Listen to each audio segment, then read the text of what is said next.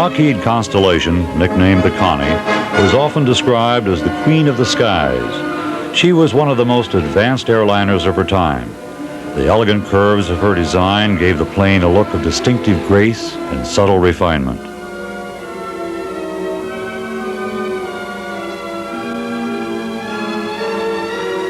The Constellation was the ultimate of piston engine airliners and broke new ground for both commercial and military aircraft.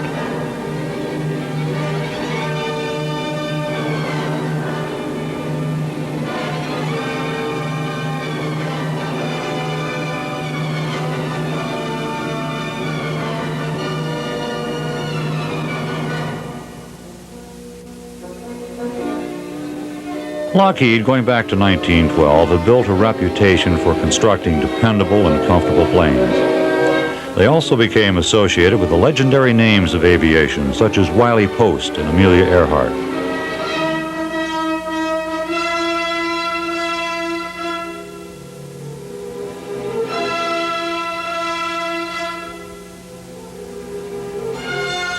Lockheed also retained the services of two men who comprised perhaps the greatest engineering team in history. They were Paul Hubbard and Kelly Johnson.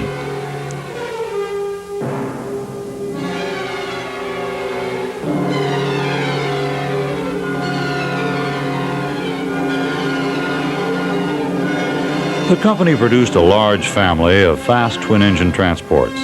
The Electra and the Lodestar carried between 10 to 18 passengers in relative comfort.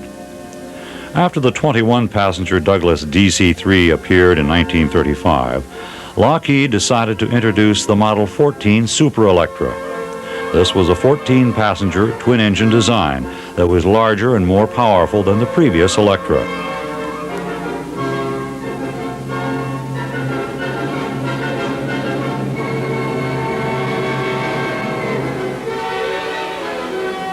In 1938, millionaire Howard Hughes piloted a Super Electra around the world with an expert crew in 3 days and 19 hours. This record stood for many years. Hughes would later turn to Lockheed to fulfill his own aviation ambitions.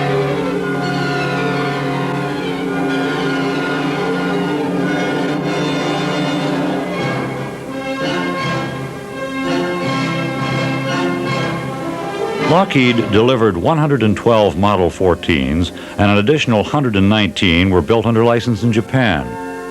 Although the Super Electra was faster than the DC-3, it was smaller and not truly competitive. Pre-war and post-war DC-3s dominated the twin-engine transport market, and after the war ended, the Model 14 was no longer part of the airline scene.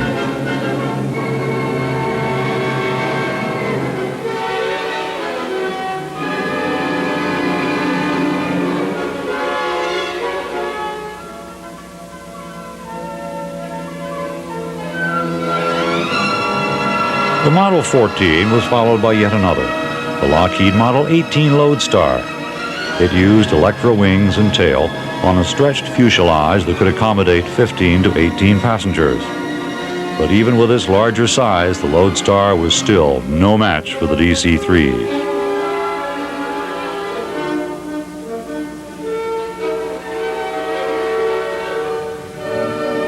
Pictured here is a stunning Model 18 Lodestar with a Howard 250T conversion which transforms it into a tricycle gear aircraft.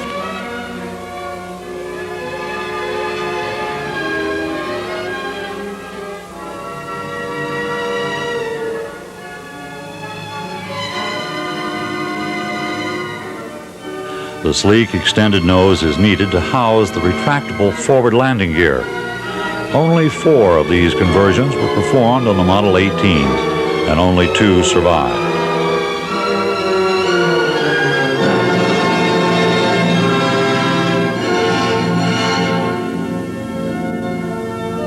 This Lodestar is also fitted with a plush executive-style interior.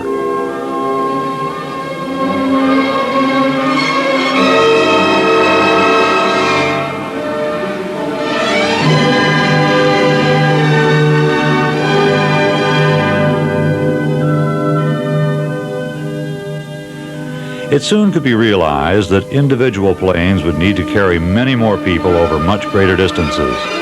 Lockheed, already working towards this goal, had designed the Model 44 Excalibur, which was capable of carrying 36 passengers.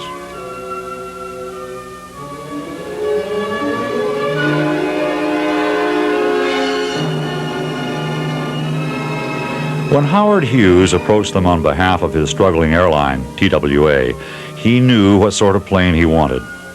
His specification was for an aircraft that could carry a payload of 6,000 pounds from New York to LA non-stop in 8 to 9 hours. He imagined a 4-engine pressurized airliner cruising at over 300 miles per hour.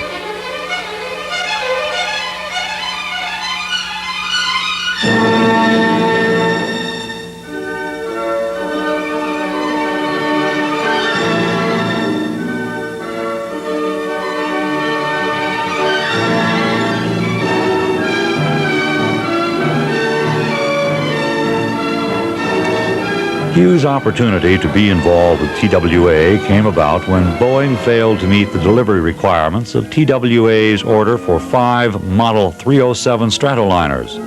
TWA needed money and ideas when Howard Hughes was contacted.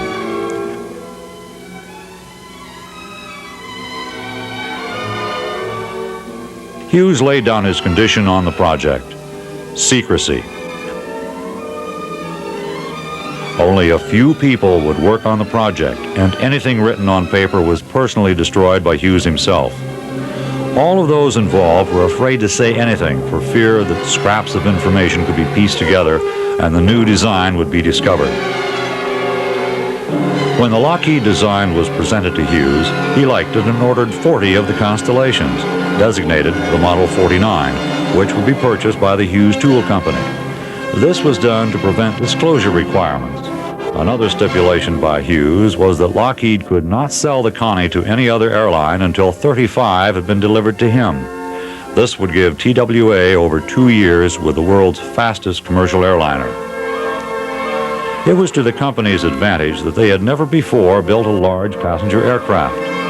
Lockheed's engineers would start from scratch, resulting with the unusual-looking but well-designed Connie. With their large engines turning at low RPMs, they were less likely to feel stress and to break down. Hence, a combination of these engines with large propellers were used.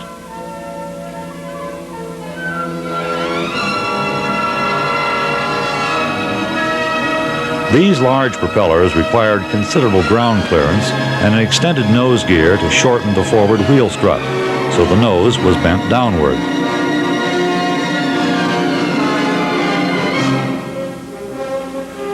The area of disturbance caused by the propellers meant a triple tail wouldn't work in flight. However, a more efficient single tail wouldn't fit in the hangar. So the fuselage was curved upwards so the triple tail was placed away from the propeller turbulence. The first constellation did not go to TWA, but to the U.S. Army Air Force. The secret design was revealed with the outbreak of World War II. When the War Production Board made visits to various manufacturers, they were very surprised, to say the least, when they saw the Connie. It was obviously a plane ahead of its time. The Army Air Force was so impressed with the plane that they ordered 40 constellations, which they designated the C-69, and increased the order to 260. At war's end, they took delivery of only 22 aircraft.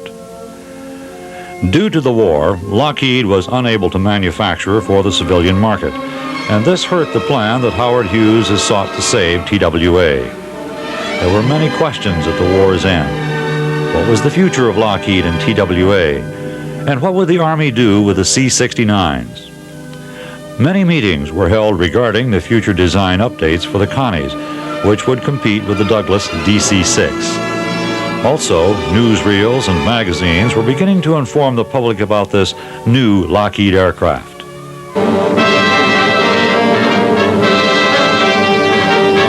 The air transport of tomorrow becomes the reality of today. The Constellation, America's newest land-based cargo plane, is ready for her first flight.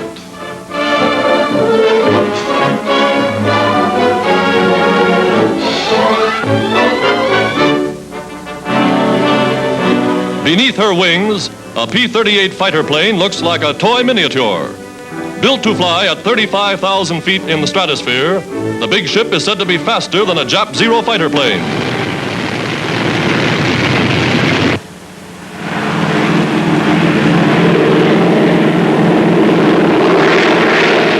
Four powerful engines lift the Sky Giant aloft. A plane that can cross the American continent or the Atlantic Ocean in 8 hours with a full load. Forerunner of a mighty fleet. Lockheed felt it had to find some way to relax the agreement with Howard Hughes so they could sell to other airlines or would be lost in the competitive market. If they could produce an updated post-war model, they could grab the market's edge. But Howard Hughes would not budge from the original agreement. After failing to negotiate with him, Lockheed took on a disinterested attitude. Eventually, all was worked out, and Hughes relented. Mr. Hughes was involved with the post-war Model 49, but didn't involve himself with the technical aspects of the Connie's negotiations. Hughes did fly the domestic inaugural flight of the Star of California on February 15, 1946, between Los Angeles and New York. The press compared his record-breaking time of 8 hours and 38 minutes to the competition's Douglas DC-4s. TWA was suddenly the leader.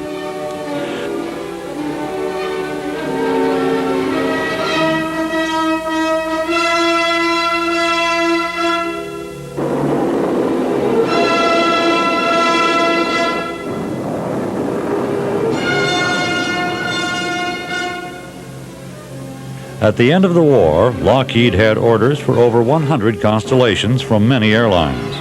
Because of these contracts, Lockheed would keep its wartime skilled workforce.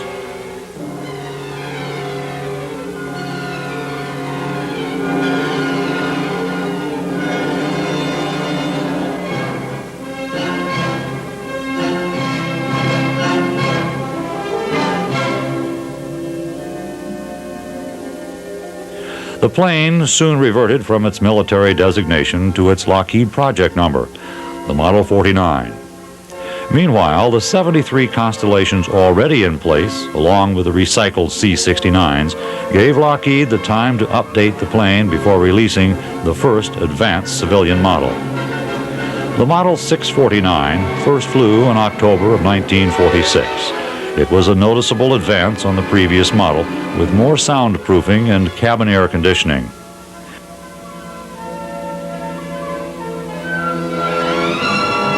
Even as the 649s were being shipped to the airlines, another model, the 749, was being developed as a long-range overseas operation aircraft. It was closely based on the Model 649. However, it had additional fuel tanks on the outer wings, which added 1,000 miles to the aircraft's range.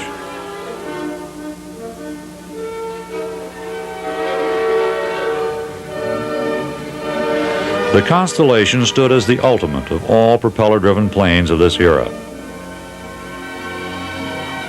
The technology of the propellers themselves was highly advanced. With its freely reversible blades, the Connie would rapidly decelerate on landing, and of course, the props could be fully feathered if an engine failure had occurred. Even if one engine had to be shut down, the Connie demanded so little of its engines during normal operations that under adverse conditions, the power use was practically unlimited. Some of the pilots called the Connie the best tri-motor aircraft ever built because the aircraft had so many engine failures.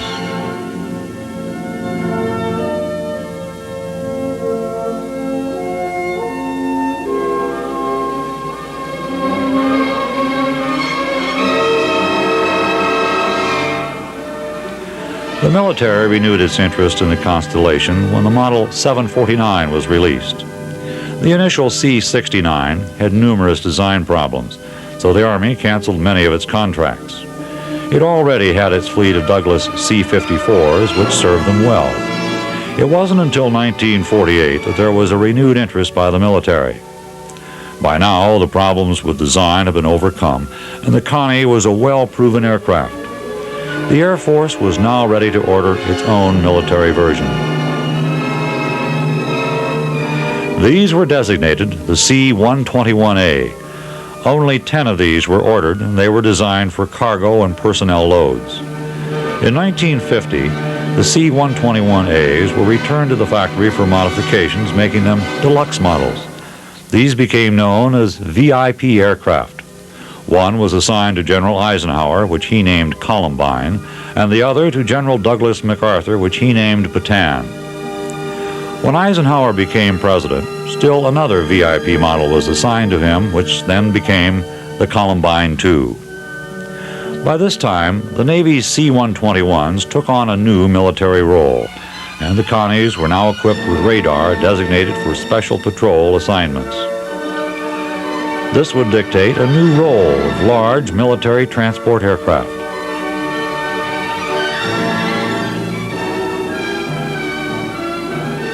It also led to a much more sophisticated VIP aircraft assigned to President Eisenhower named the Columbine III, which served into the Kennedy administration.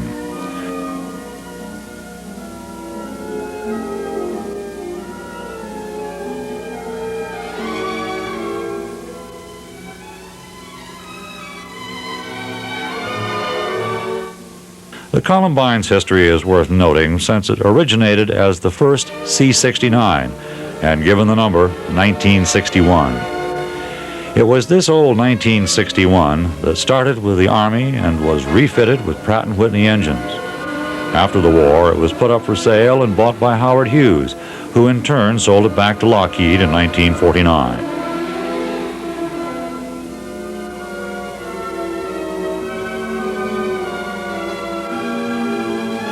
Incredibly, it was the old 1961 that served as the prototype for the next Connie, the Model 1049.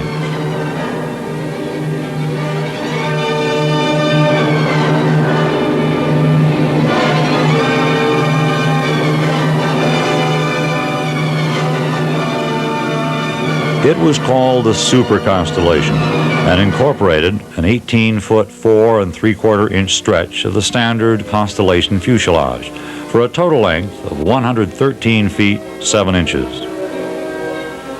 TWA was involved in the development of this superplane from the start.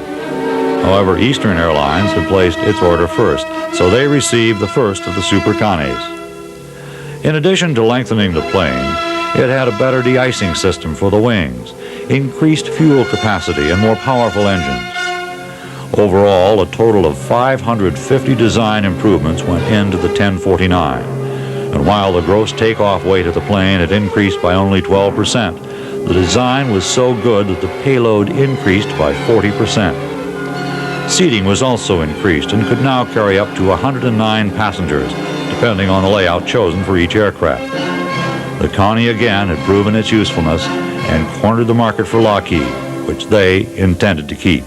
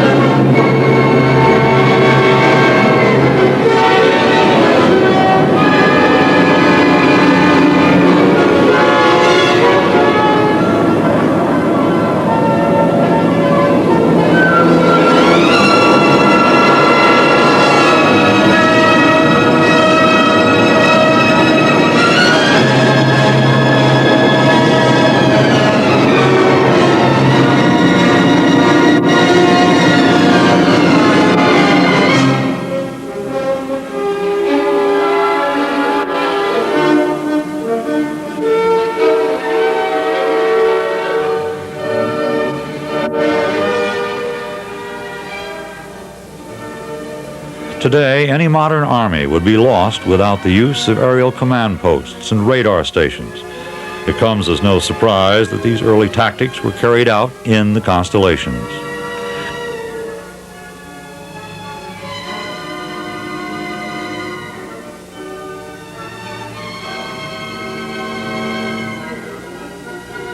And when the Navy ordered the construction of its first airborne radar pickets, these were also Connies, which replaced earlier versions carried aboard converted World War II bombers. It had a crew of 22, including radar operators, engineers, and flight crew. Soon, the Air Force followed suit.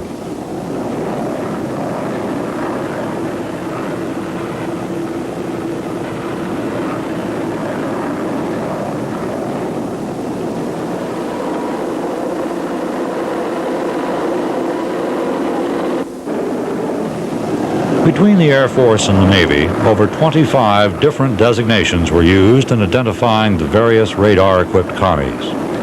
As the Cold War escalated, it became all too important to have airborne surveillance capabilities. But the Connie's career was truly in question, since it was now painfully obvious that the introduction of jet transports would change the market. Lockheed was determined not to be left behind, so they decided to design the ultimate constellation, the Model 1649A Starliner. Incorporating a new wing shape and numerous other major revisions, the Starliner was Lockheed's hope to dominate the long-range airliner market. But instead, the Model 1649A sat in a yard, while orders for the Super Connie continued to come in.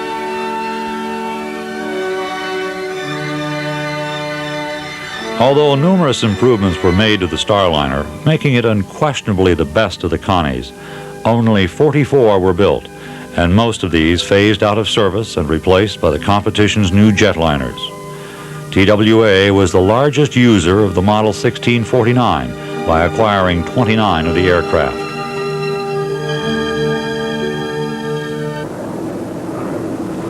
In order for the Starliner to be attractive to the Air Force, Lockheed had to invest a considerable amount of time and money. The revolving disc was only one of the systems developed for submission.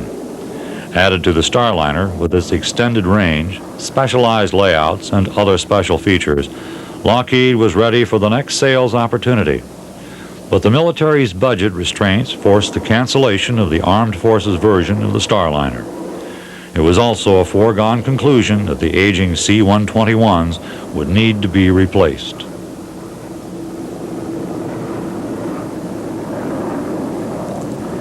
When the competition was announced to replace the C-121s, Lockheed was fairly certain the Starliner didn't stand a chance. These fears were confirmed as the new specification requirements came to light. The Air Force was in the market for a jet-powered plane, and the Boeing company was best suited to meet that need. It did so with a jet tanker developed for the Air Force called the KC-135. The Air Force and the Navy were content with the C-141A's track record, so they continued to use it along with the new Boeing jet. The first U.S. C-141s based in the Asian theater arrived in the spring of 1965. Constellations flew throughout the Vietnam War, and their contribution was invaluable. Their main job was airborne early warning. Since they were fitted with sophisticated specialized electronics, they were used to relate the data transmitted from the many sensors scattered across the North Vietnamese supply routes. The cargo versions were used for medical evacuation and passenger planes. The Connies were to be the eyes in the sky, detecting North Vietnamese bombers attacking targets in the south. Although this didn't prove to be an intense need, there were additional duties which kept them active during the conflict.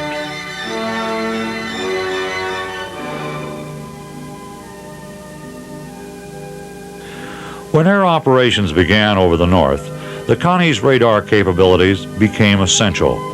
Now their role went from passive to active.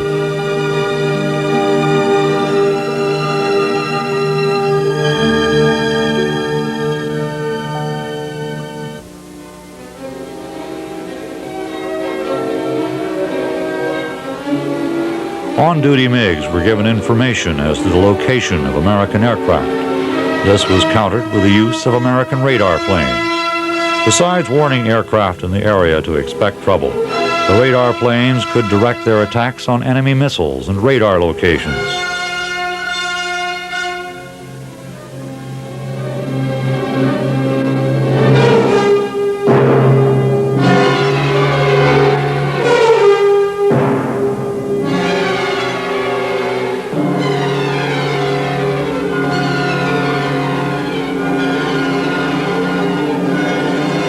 The last Constellation flights of the war were flown in May 1974.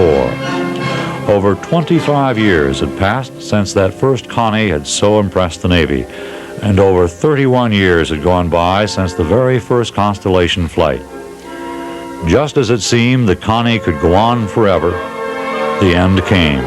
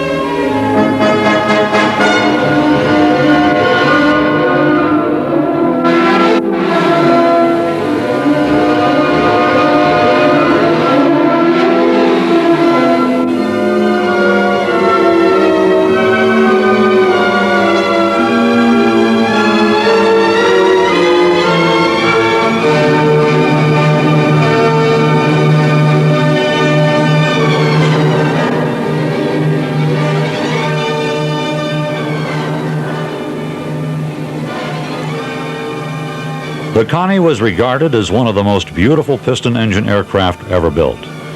It was the beginning of dependable, non-stop domestic and international air travel. The U.S. Armed Forces bought 331 of the 856 Connies manufactured during the production years 1942 to 1958, and the remaining were purchased by air carriers throughout the world. However, their career ended with the age of the jetliners. The Connies were forcibly retired long before they were worn out. Their career was over as a major passenger liner and U.S. Armed Forces plane. They were relegated to small passenger hops on lesser routes, and finally as spray planes and cargo carriers.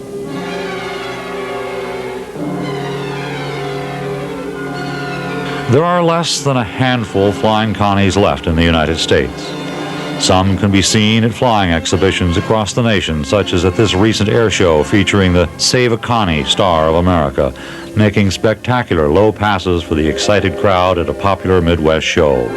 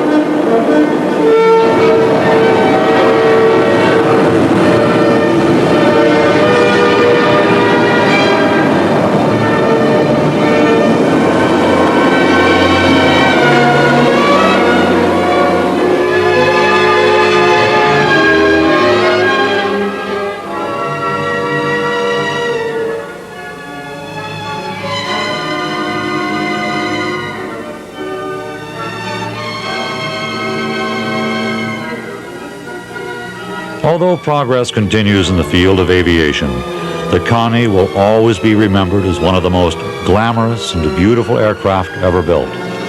Truly, the queen of the skies.